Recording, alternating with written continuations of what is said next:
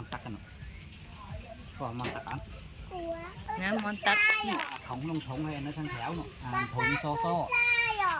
nó từng sai miếng tán rồi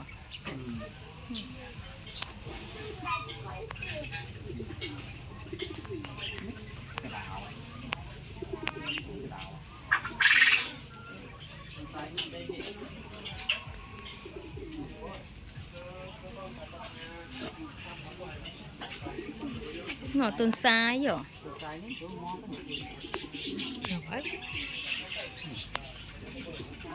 ngà po ấy nè mới từng sai cái này nó đặc biệt chú nó đặc biệt cái đậu phải hãng rồi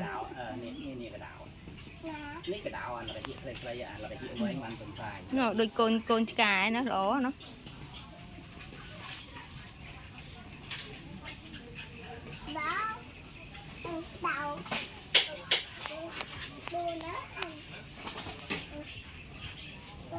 một xe chứ nó có nào xe nó một xe rồi